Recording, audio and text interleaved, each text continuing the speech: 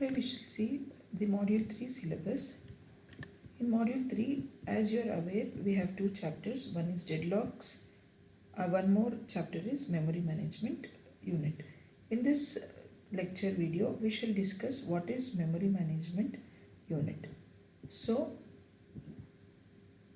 what is memory management, how to handle the memory strategies, then what is swapping, continuous memory allocation.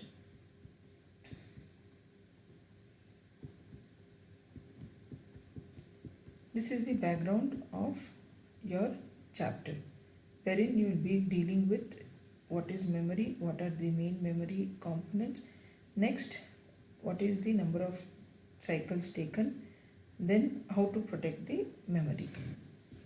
First we shall see what is memory management. Definition for memory management. Memory management, it is nothing but functionality of an operating system which manages primary memory and moves processes back and forth between main memory and disk during execution. That is, we need to mainly concentrate on how to manage the main memory.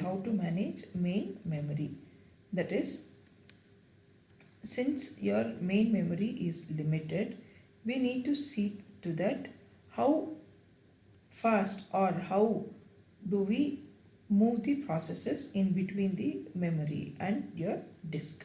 That is, how fast or how we move the processes in and out of this primary memory.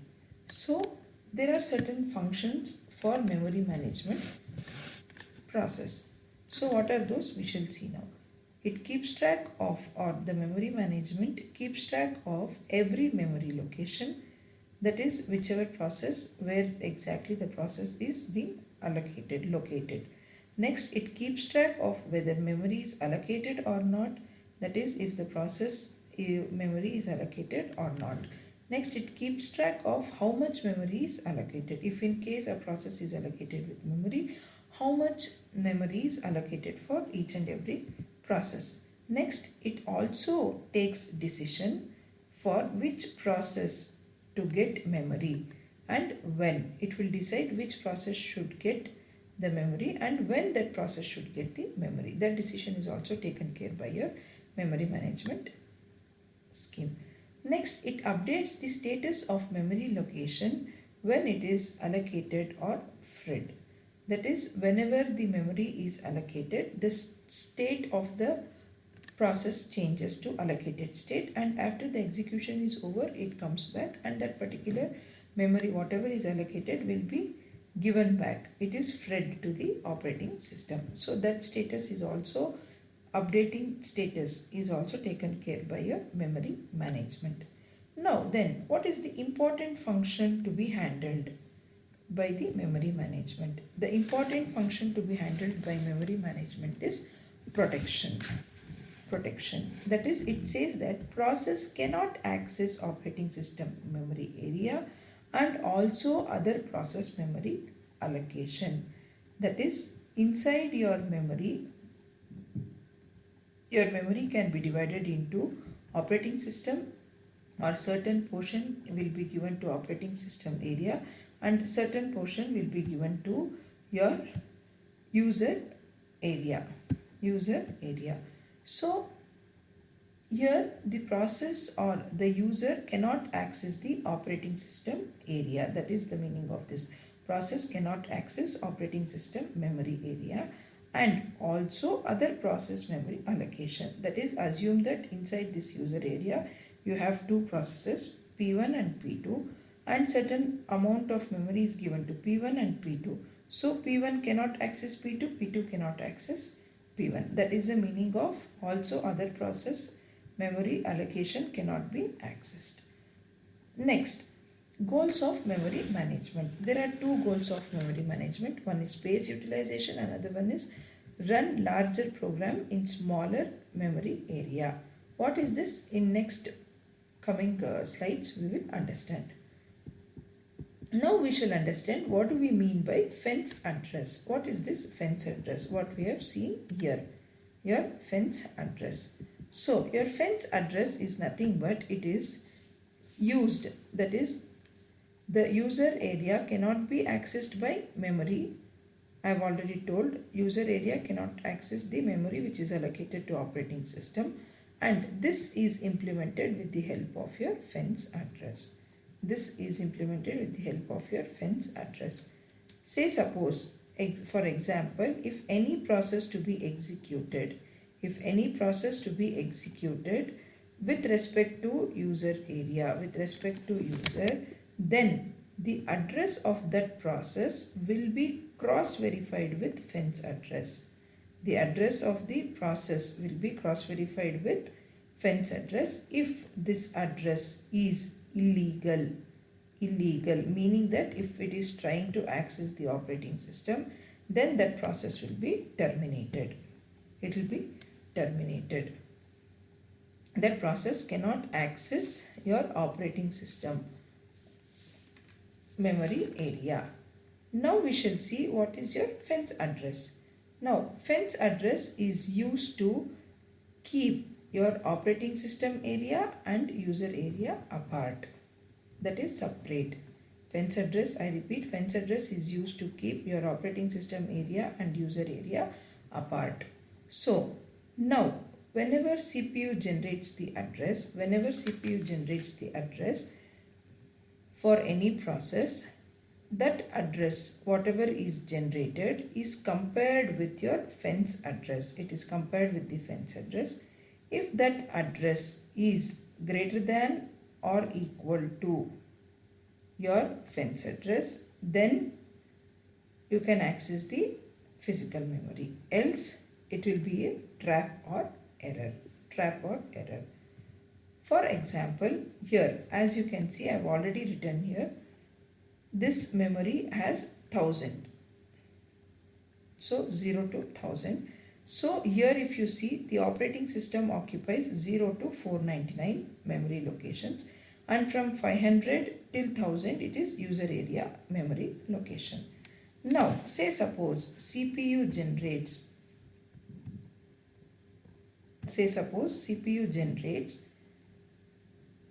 the address as 600. Suppose CPU generates the address as 600 and assume that your fence address is 500. Now if I compare this address, what is generated, that is your CPU address, with your fence address, 600 is greater than 500. So I can tell that it is a legal memory access and the process can access your physical memory location. I repeat, whatever address is generated, that is 600, is the address generated by CPU. You compare this address with your fence address 500. Since 600 is greater than your 500, you can access the physical memory. For example, if the CPU generates the address as 400, if it generates 400, then 400 is less than 500, then it cannot access physical memory. It will be a trap or error, and that process cannot go and access your physical memory. Next we shall see what is the difference between base and limit registers. Now we have seen fence address. It provides the security. In other terms, it provides or it differentiates between your operating system and user area. Now we shall see how can we separate or how can we separate the processes by accessing each other. So base and limit registers, they are used to so that each process has a separate memory space. They are used to define a range of legal address that a process may access. Next, what is base register? Base register is nothing but it holds the smallest legal physical memory address. Limit register, it specifies the size of the range. It specifies the size of the range. How? We shall see now.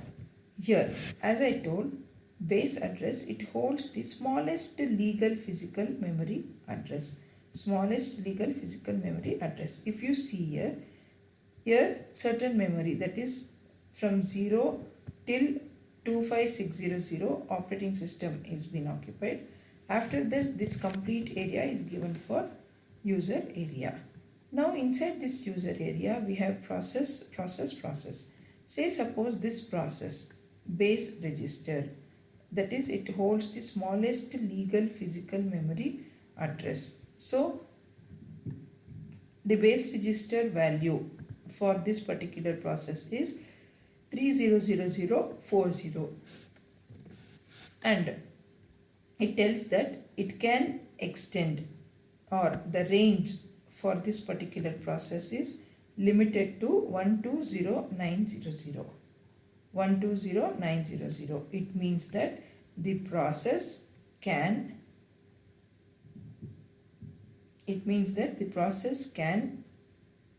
access the memory from 300040 till 420940.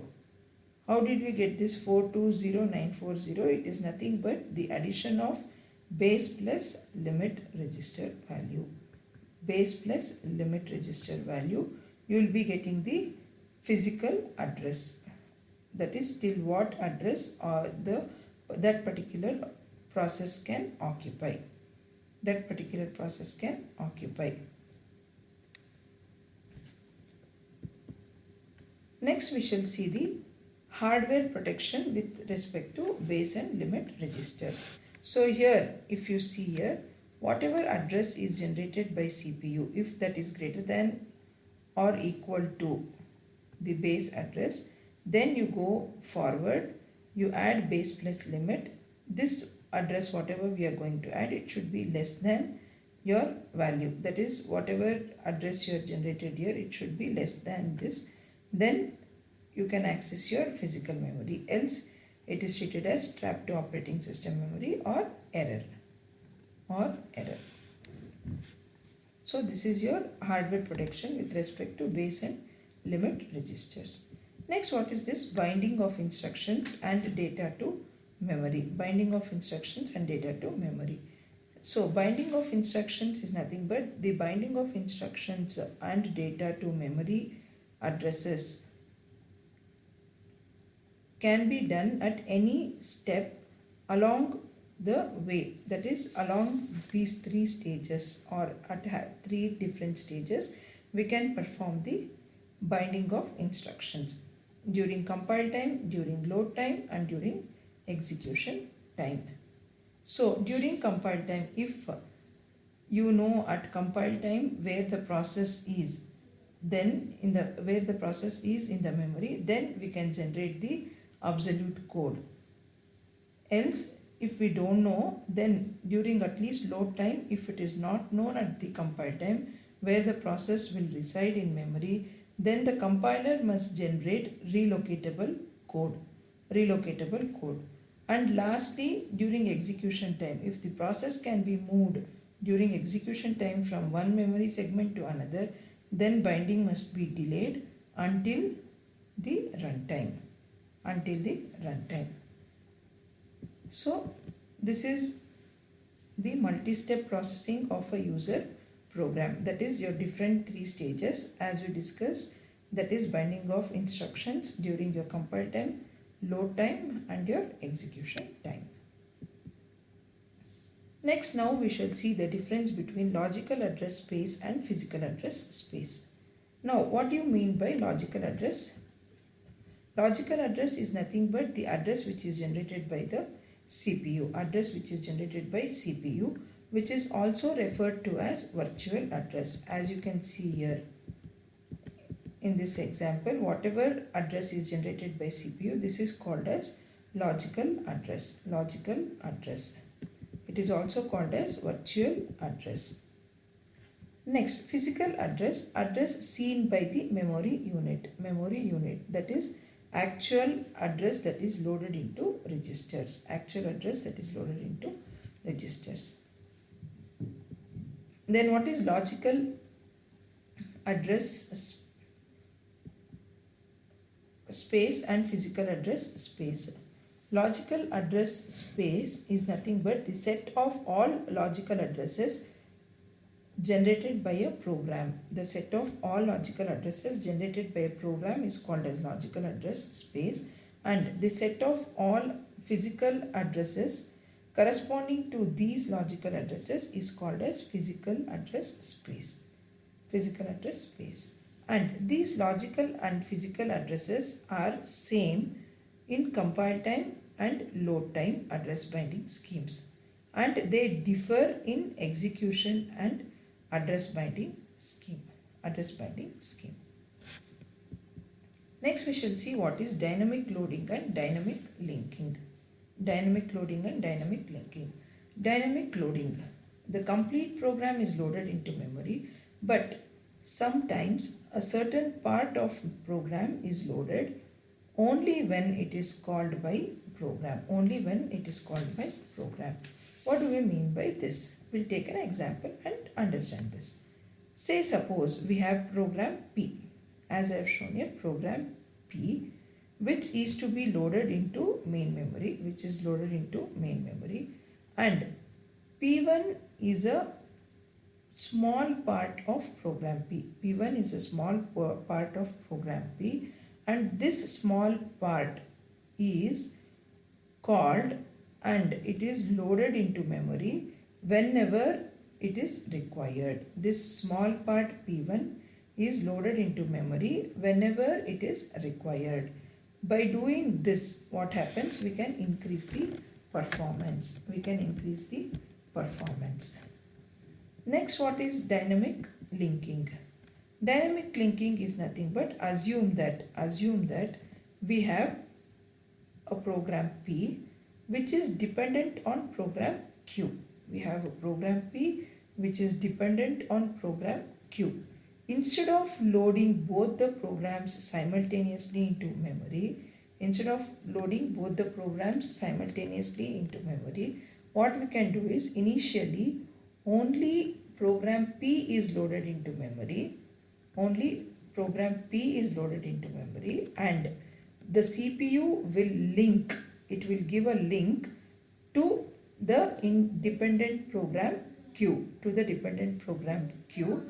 to main executing program P whenever it is needed.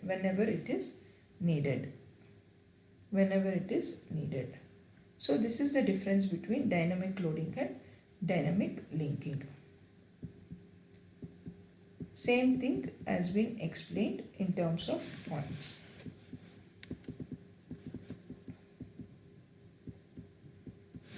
Next we shall see what is memory management unit. Memory management unit, it is used for mapping. From logical address to physical address space. It can be done with the help of relocation register. Say suppose CPU generates the address that is called as logical address. The address is 346. With the help of your memory management unit, you have the relocation register value as 14000. You are going to sum up this value. You are going to add 346 to 14000, so that you are going to fetch your physical address 14346, and go to your accessing of your physical memory. This is where your MMU acts into picture. That is mapping of logical address space to physical address space. Next we shall see what is swapping. General meaning of swapping is exchanging things. Here also, in your processes also, inside your operating system, processes can be exchanged. How? Say suppose, assume that this is your main memory, wherein your memory is divided into your operating system memory and your user area or user space memory.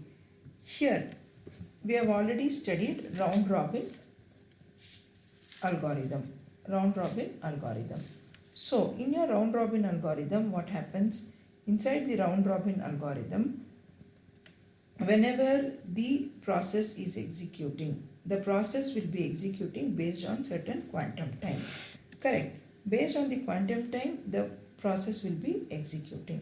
So after certain quantum time is over or the quantum time expires, what will the memory do? What will the process be doing there? It will be removed out from the execution and another process will get into picture. Similarly, here also when quantum time expires, the memory manager will start to swap out the process. That is your swap out the process. Say suppose you have two processes, process P1 and process P2. P1 is executing inside your main memory.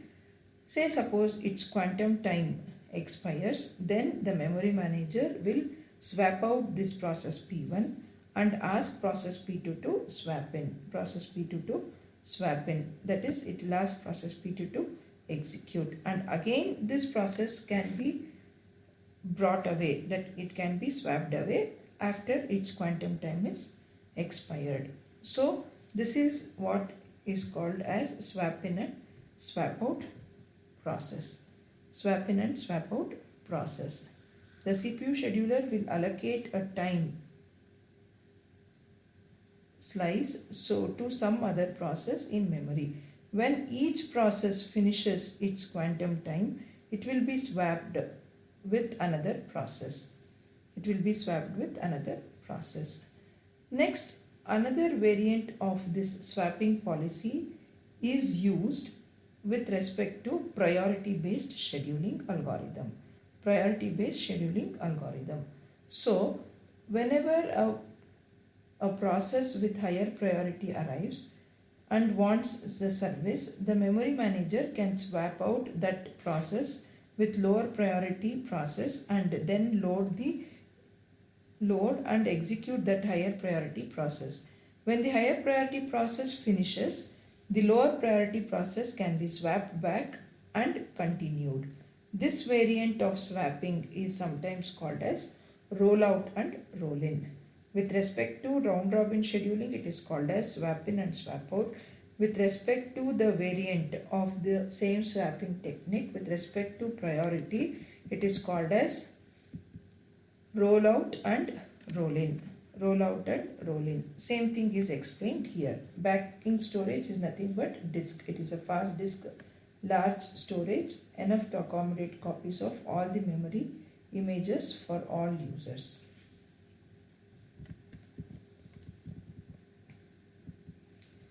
So next we shall see memory management techniques. What are the different memory management techniques? There are two memory management techniques. One is contiguous memory management, another one is non-contiguous memory management. What is this contiguous or contiguous memory management technique? Contiguous means continuous. Continuous. It is always centralized in nature. It is centralized in nature. A program is stored completely as a unit. Completely as a unit. That is, the complete program will be stored. It will not be stored in partition. How? In detail we'll see using algorithms. It is implemented, this contiguous memory technique can be implemented with the help of partitioning method. Partitioning method. Next, non-contiguous memory. Non-contiguous memory, it is decentralized in nature. It is not centralized, it is decentralized in nature.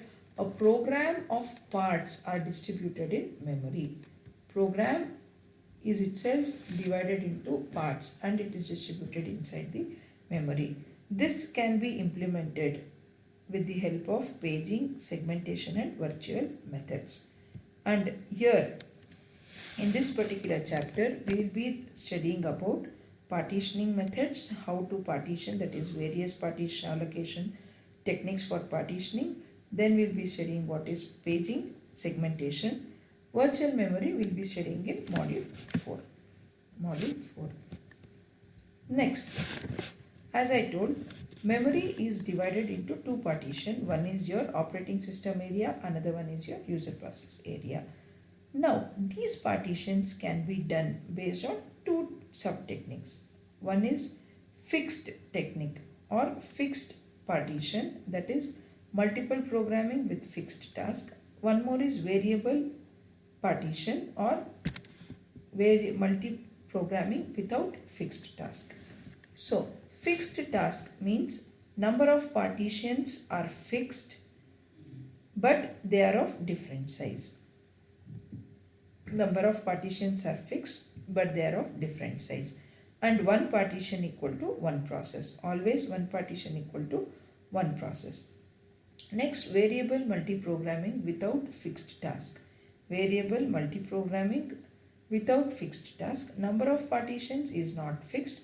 It is always depending on the process. How the process comes, based on that process the partition takes place. Partition takes place. It is varied. Same thing we can see with the help of hardware support. CPU generates logical address. It is being checked. If the logical address generated is less than limit register, then come forward, add the logical address with your relocation address, then get the physical address, access the main memory. Else, if this condition is false, that is your logical address whatever is generated by CPU is greater than limit register, then tell there is an error. There is an error and trap addressing error. Now we shall see dynamic storage allocation problem, or what is called as partition techniques, various partition techniques. How to satisfy a request of size n from a list of free holes. What is this hole? We'll see. So for this we have three techniques to go through. The first technique is first fit, second is best fit, third one is worst fit. First fit, it tells that allocate the first hole that is big enough, or allocate the first memory partition, first memory which is big enough. Next, best fit, it tells that allocate the smallest hole that is big enough but must search the entire list unless ordered by size, and it produces the smallest leftover hole. Next, worst fit, it tells that allocate the largest hole, must also search the entire list, produces the largest leftover hole. And always remember, first fit and best fit are better than worst fit in terms of speed and storage utilization. What is this first fit, best fit, worst fit? With an example in the next video we will discuss with a problem. There is a problem how to solve or how to allocate your request, that is request of size n from the list of free holes. How to allocate, we will be dealing it in the next video. The last topic for this session is fragmentation. What do we mean by fragmentation? Fragmentation is nothing but loss of memory. There are two types of fragmentation technique. One is external fragmentation, another one is internal fragmentation. What is external fragmentation? It is nothing but total memory space that exists to satisfy a request, but it is not continuous. It is not continuous. Next, internal fragmentation. Allocated memory may be slightly larger than requested memory, and this size difference is in memory internal to a partition, but it cannot be used. It cannot be used. What is this? We'll see when I explain the problem for first fit, best fit and worst fit. Next, this external fragmentation can be reduced by one technique called as compaction technique. Compaction technique. In next video, we shall detailedly study how to solve a problem with respect to first fit, best fit and worst fit algorithm. Also, how to overcome the external fragmentation problem using compaction technique. Thank you.